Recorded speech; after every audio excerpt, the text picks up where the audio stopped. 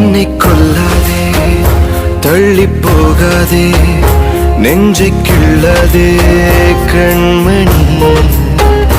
சொன்ன என் சொல்லில் இல்லை உண்மைகள், ஏனோ கோபங்கள் சொல்லடி.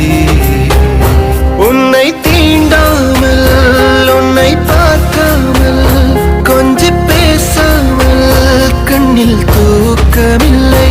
என்னுள் நீ வந்தாய், நெஞ்சில் வாழ்கின்றாய், விட்டு செல்லாதே, இது நியாயமில்லை.